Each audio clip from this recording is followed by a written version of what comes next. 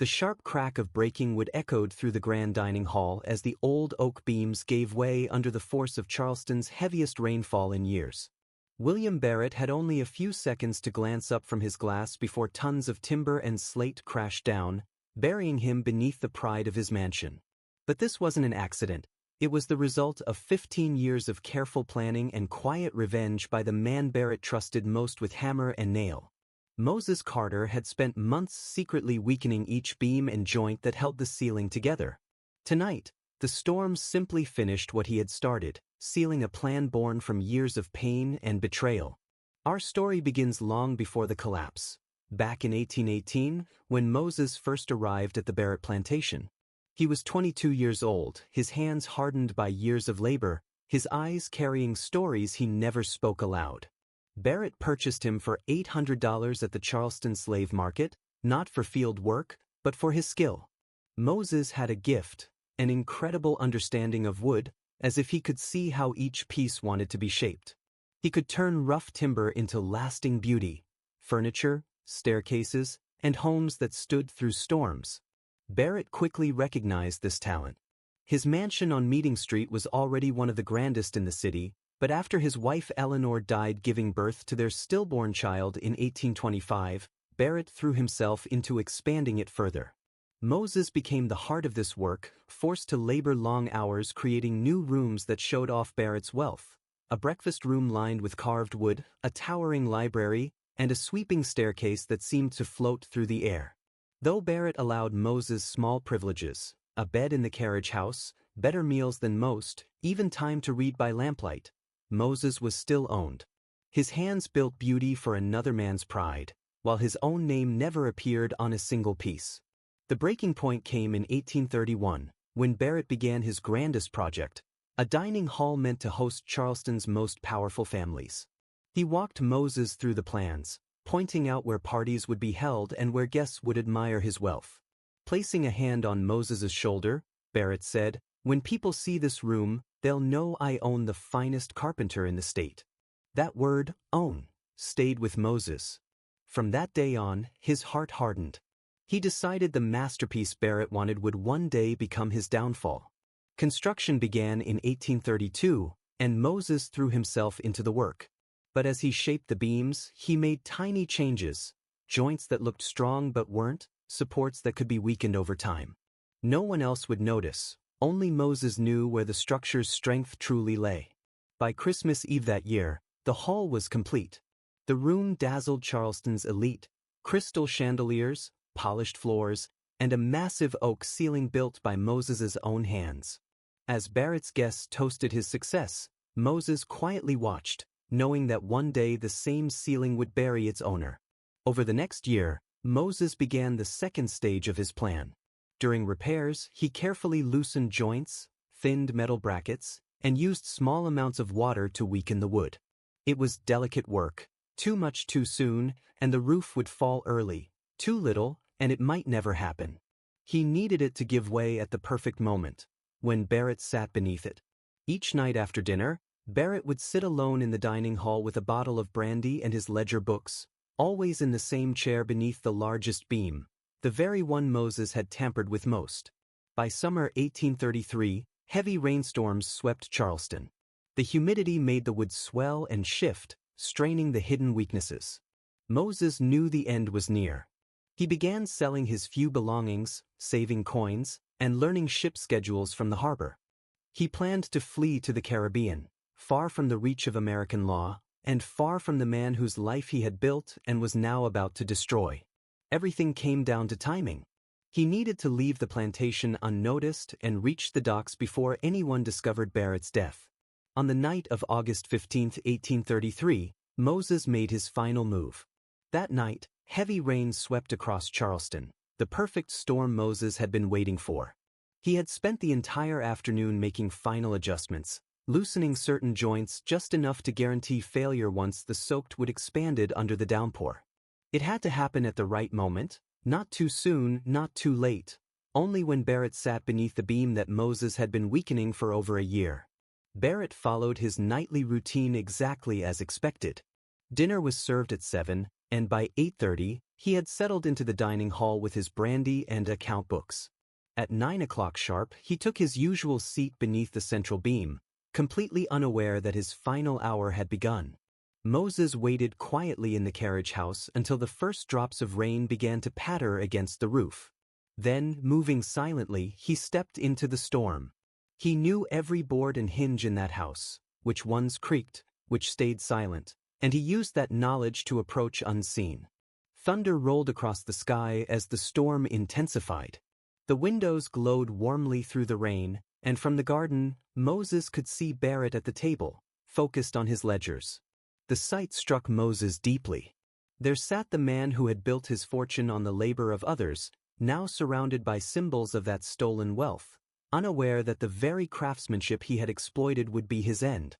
Hidden in the shadows outside, Moses watched closely as the ceiling began to strain. The heavy oak beams groaned softly, their joints shifting under the pressure of the moisture. Most ears would have missed it, but Moses could hear the faint, rising pitch that warned of an impending collapse. At exactly 10:47, the first joint snapped with a sharp crack. Barrett looked up, startled, as dust drifted down from above. A second later, another beam gave way, and then another, the entire ceiling collapsing in a thunder of splintering wood and falling slate. The great center beam struck Barrett across the shoulders, driving him down into the table before he could even cry out. Glass shattered, papers flew, and in moments, the grand dining hall was nothing but wreckage. For several long minutes, Moses stood still, watching through the storm for any sign of movement. There was none. When he was certain Barrett was gone, he turned away and walked calmly toward the main road. The heavy rain cloaked his escape. He knew every shortcut through Charleston and moved through the silent streets unseen. By dawn, he reached the docks. A ship called Freedom's Dawn was set to sail for Port-au-Prince with the morning tide, and its captain was known to ask no questions of passengers who paid in cash and kept to themselves. As the ship pulled away from the harbor, Moses stood at the rail, watching the city fade into the distance. The place that had held him captive for 15 years disappeared beneath the rising sun. He felt no joy, only deep exhaustion, a weariness that came from carrying both freedom and the memory of what it cost. The voyage to Haiti took 6 days. During that time, Moses began to let go of his old identity. He would no longer be Moses Carter, a slave from Charleston. He would be Matthew Freeman, a man reborn, free to shape his own life. He chose the name carefully, Matthew for renewal and Freeman for the truth he had finally earned. Haiti in 1833 was still healing from its revolution, but it was a land where black men could live and work in dignity. Within a week of arriving in Port-au-Prince, Moses, now Matthew, found work rebuilding churches and schools damaged by recent quakes. The labor was hard but honest. For the first time in his life, he built for himself and his community, not for another man's vanity. His talent quickly became known, and within a year he was among the most respected builders in the city. Yet even in freedom, peace did not come easily. At night, he was haunted by dreams of the collapse, of Barrett's face, of the sound of cracking beams. It wasn't regret for what he'd done, but a question that stayed with him. Could freedom have come without blood? News from Charleston reached him slowly. Captains and traders told of Barrett's death, ruled an accident caused by heavy rain and poor construction. Investigators found no reason to suspect foul play. Moses's disappearance was noted, but most believed he'd simply run off during the confusion. Posters were printed offering rewards for his capture, but with no evidence or clear description, no one looked very hard. Barrett's estate was sold, his slaves scattered across the South, their lives continuing in bondage. Years passed. In Haiti, Moses built a new life. He married a kind woman named Celeste, who ran a small bakery near the port. They had 2 children, children who would grow up free. In time, he built a home of his own on land he owned, something he had once thought impossible. His workshop grew into a thriving business, where he trained apprentices not only in carpentry but in self-respect, in building for themselves, not for masters. Though his life was full, Charleston never fully left him. He often thought about those still enslaved and quietly sent money through traders to help buy their freedom. The old Barrett mansion on Meeting Street was never restored. The dining hall remained sealed off, a silent ruin. Locals whispered it was haunted. But Moses knew better. That room held no ghosts, only the echoes of choices made by a man who refused to die a slave. He had turned the tools of his captivity into instruments of his liberation. And while his freedom came at a cost, it was a price he would never regret paying. 15 years after his escape in 1848, word reached Moses that South Carolina had passed a new law, one allowing free black people to legally buy the freedom of their enslaved family or friends. Without hesitation, he used nearly all his savings to free 3 people he had once known on the Barrett plantation. It cost him almost everything, but for the first time since that fateful night, Moses felt a peace he hadn't known he needed. The 3 he rescued joined him in Haiti, where they built new lives in freedom. One became a teacher, another opened a small trading business, and the 3rd followed in Moses's footsteps, learning the craft of carpentry and the deeper pride of working for oneself. As Moses grew older, his story began to spread through Port-au-Prince.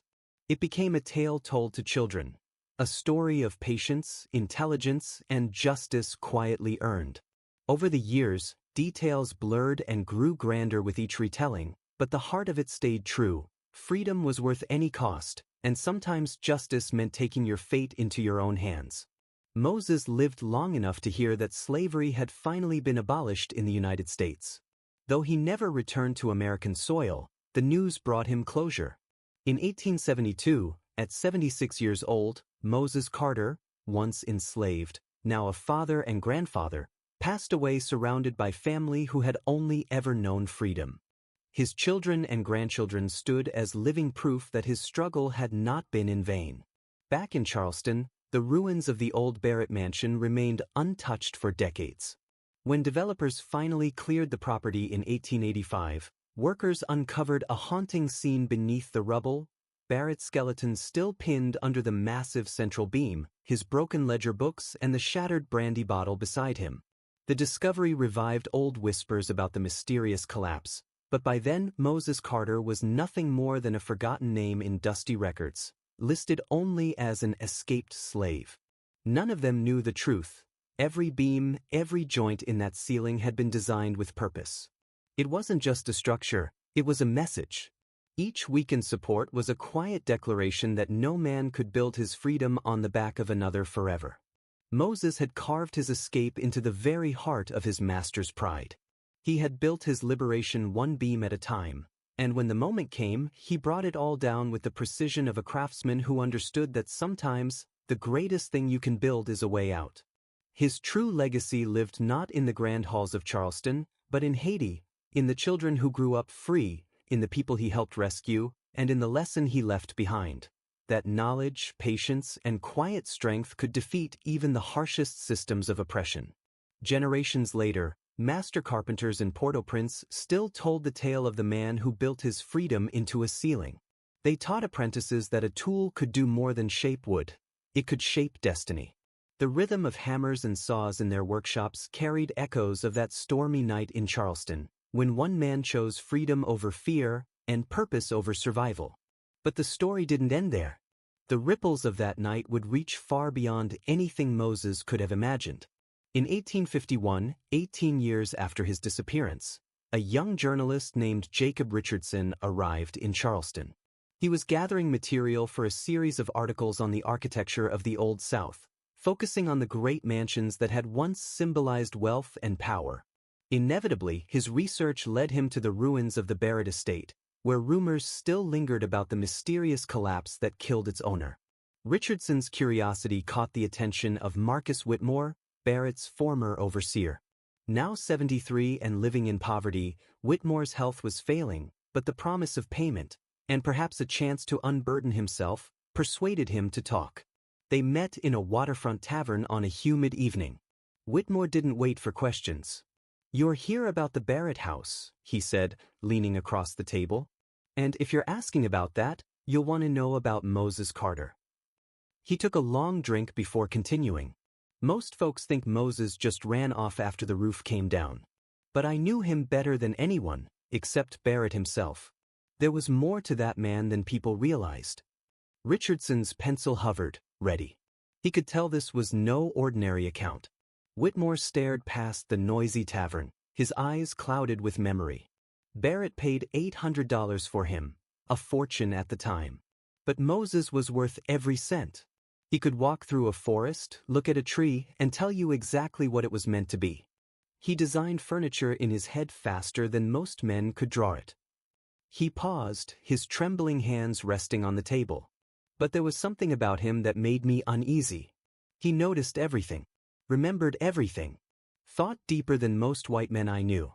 Barrett gave him privileges, better food, a private room, even lessons, but Moses knew none of that was freedom. The old man's voice dropped lower. That night, when the ceiling came down, I heard it from my cottage, sounded like thunder. I ran to the house, but it was too late. Barrett was gone and Moses had vanished. His bed was empty. His things were gone. He didn't run in panic, he planned it. Richardson leaned forward. You think his escape and the collapse were connected? Whitmore stared into his glass. No, I know they were. I've had nearly 20 years to think on it.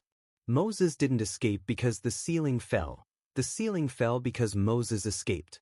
He made it happen. The journalist froze, his pulse quickening. You mean he caused it? Whitmore nodded slowly. Moses was the finest carpenter in South Carolina. If anyone could design a ceiling to fail at just the right moment, it was him. After the accident, I examined the wreckage myself. The beams were weakened in ways no natural rot or rain could explain. Precise, deliberate, hidden. It was no mistake. Richardson realized what this meant. This wasn't just a tragedy. It was a carefully executed act of resistance, one that demanded immense knowledge, patience, and courage. Moses could have been a great architect, Whitmore said quietly. But the world only saw a slave. Barrett thought giving him comfort made him generous. But kindness inside a cage is still a cage. The interview set Richardson on a new path. He began combing archives, plantation logs, shipping records, letters, piecing together the life of a man whose genius had been buried beneath history. He found evidence of Moses's unmatched skill, detailed drawings, precise load calculations, and notes written in his own hand that showed mastery of geometry and balance far ahead of his time. One letter from Barrett to a fellow landowner even mentioned Moses's uncanny ability to predict when buildings might fail. Richardson couldn't help but smile at the irony. That gift had become Moses's weapon, and his salvation. Richardson's research expanded beyond Charleston. In Savannah, he found the remains of a warehouse that collapsed in 1830, killing its owner, someone known for cheating workers. In Columbia, records showed a church fire in 1820 that destroyed the office where the pastor kept lists of parishioners who had helped people escape slavery.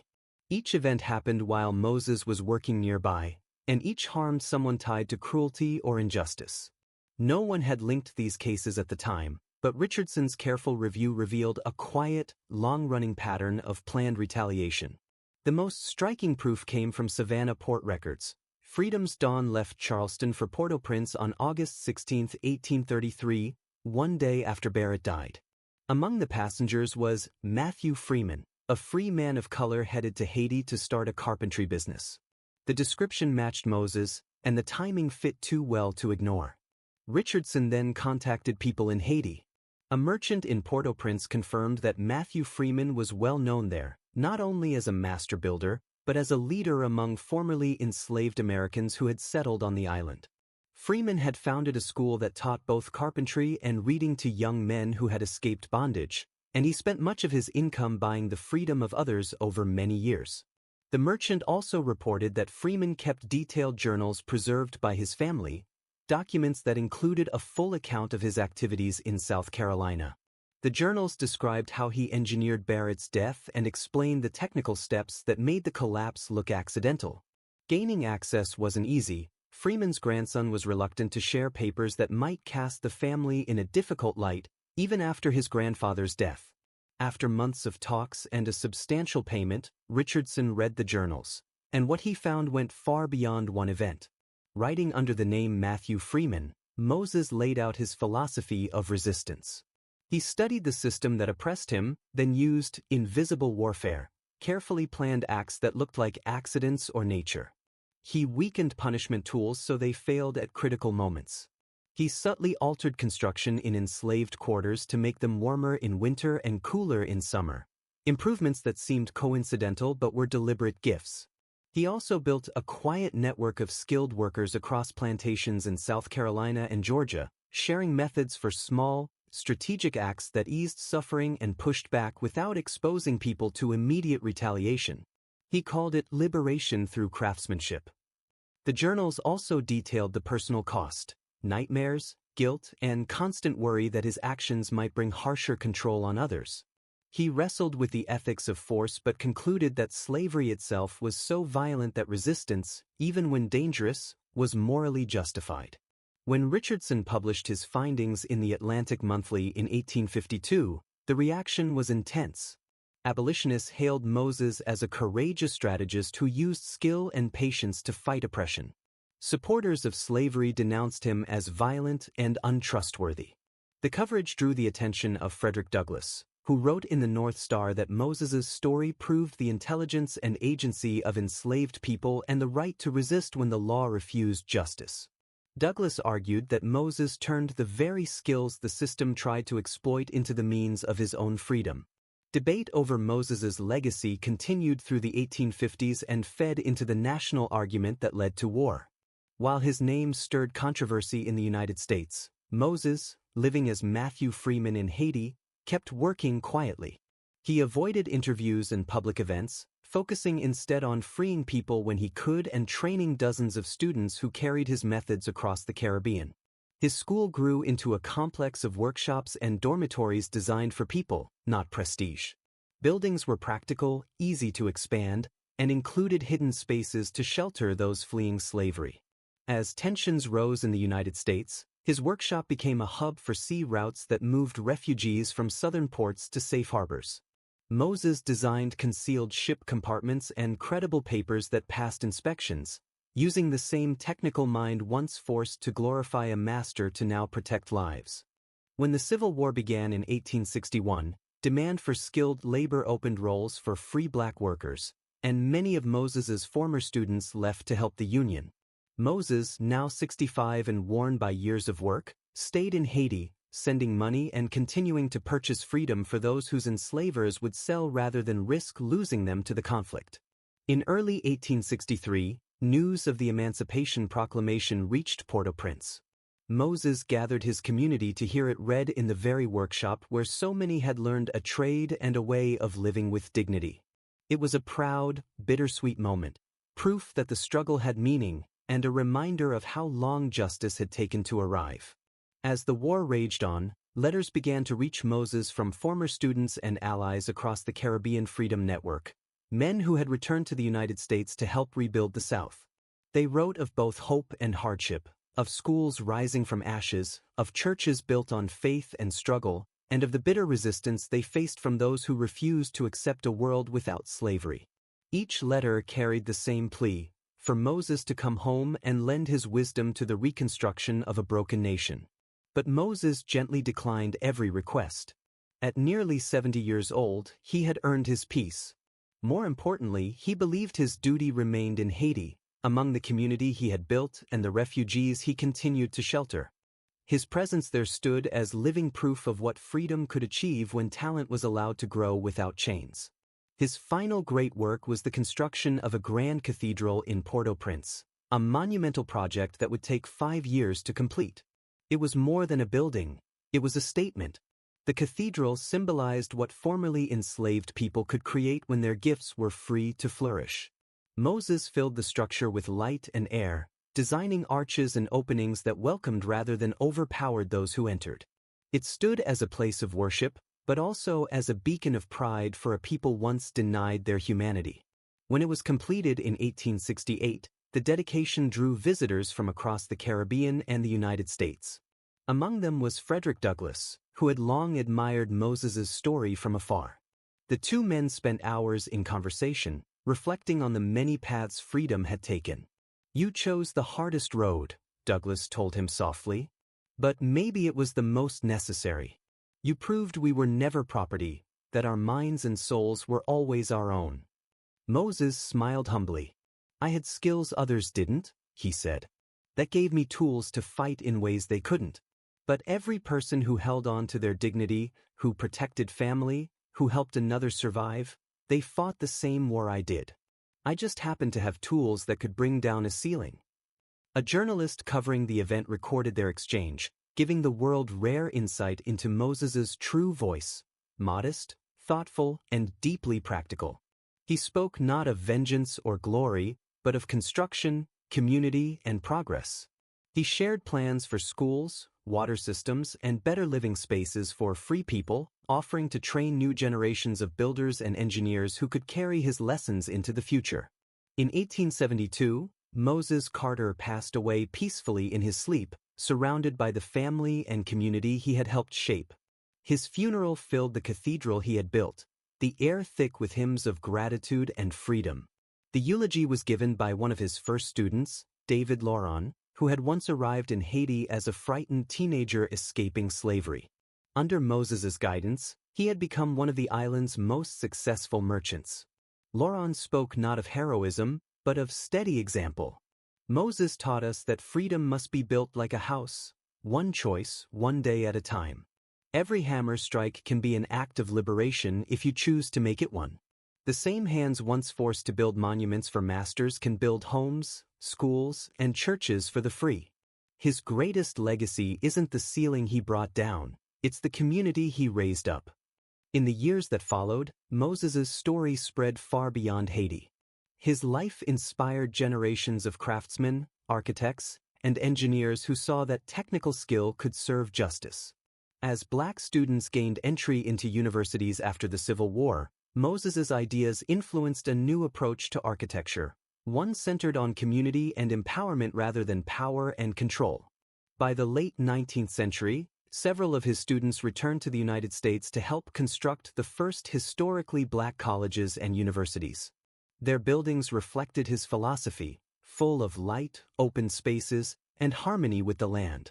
At Tuskegee Institute, founded by Booker T. Washington in 1881, Moses's influence was especially clear.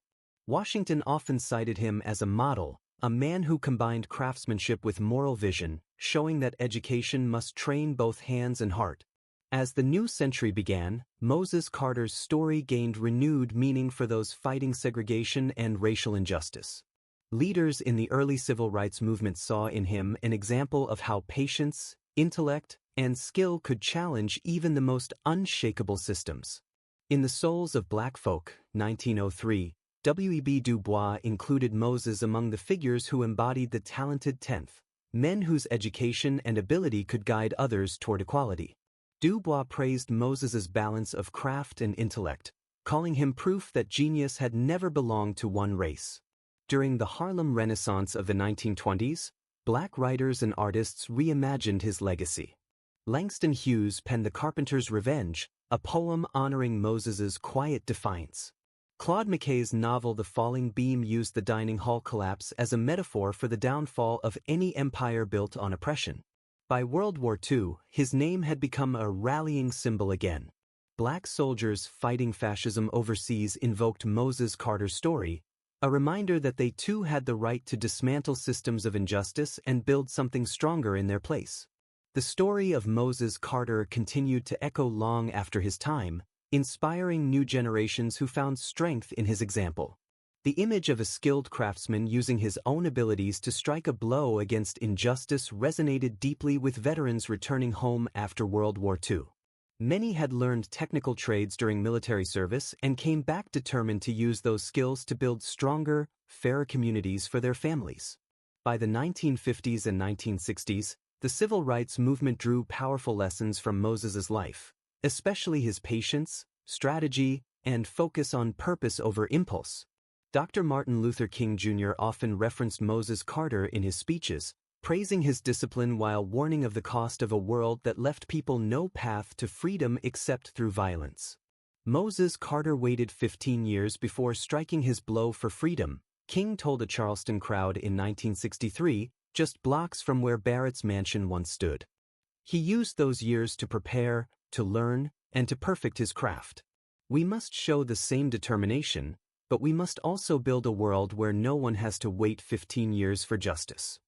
Delivered only months before the I Have a Dream address, that speech echoed the same belief, that freedom required not only courage, but patience and shared purpose.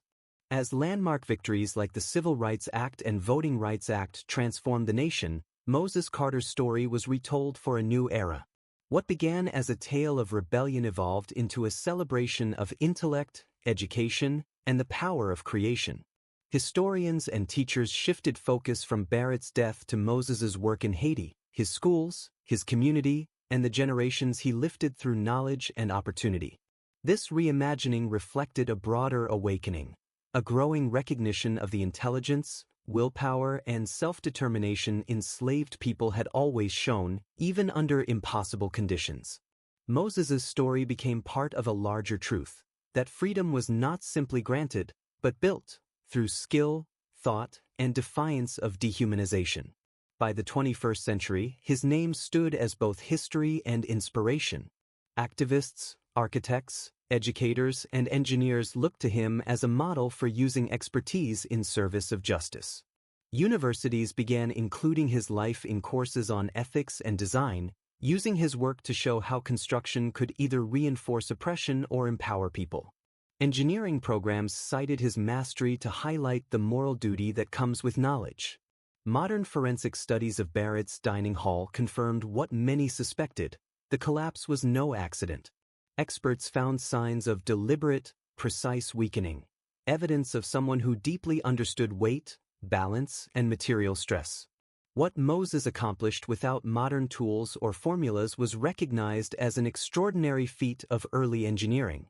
When his journals were finally published in full, scholars discovered far more than a confession. They found a philosophy, detailed reflections on the meaning of freedom, the responsibility of knowledge, and the purpose of resistance. In those pages, Moses argued that liberation must extend beyond the individual, that true freedom has value only when it uplifts others. Perhaps most strikingly, the journals revealed a hidden network, a quiet alliance of skilled craftsmen across the South who shared methods, lessons, and subtle acts of defiance. Together, they had built small sanctuaries within slavery, improving lives where they could and preserving dignity where power sought to crush it. As historians uncovered lost letters and oral histories, Moses's influence grew even clearer. His students, and their descendants, spread his teachings across the Americas, founding schools, workshops, and cooperatives grounded in his belief that education and skill were paths to liberation. Today, Moses Carter is remembered not only as the man who brought down his master's ceiling, but as a visionary teacher, builder, and reformer. His life reminds us that resistance can take many forms, that patience and intellect can change the world as surely as force.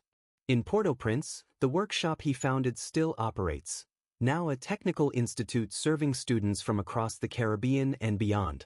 Its curriculum blends traditional carpentry with modern engineering, sustainable design, and community planning, all rooted in Moses's original belief that education should free people, not just employ them.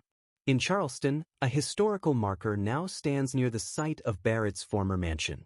It honors not the wealthy planter who once lived there, but the enslaved carpenter who proved that brilliance cannot be owned. The plaque acknowledges the tragedy of that night in 1833 while framing it as part of a larger struggle, one that continues wherever people fight for dignity and equality. Moses Carter's story reminds us that history is not only written by the powerful. It is shaped by those who refuse to accept injustice, who use whatever tools they have to build something better. His hammer and saw became instruments of liberation. His understanding of wood and structure became weapons against tyranny. And his patient strategy became a timeless lesson in how thought, skill, and resolve can dismantle even the strongest walls of oppression. Across Haiti's workshops, America's engineering schools, and the countless community centers inspired by his philosophy, the rhythm of hammers and saws still carries the echo of that stormy Charleston night, the night a craftsman chose to bring down a ceiling, and in doing so, helped raise the foundations of freedom for generations to come.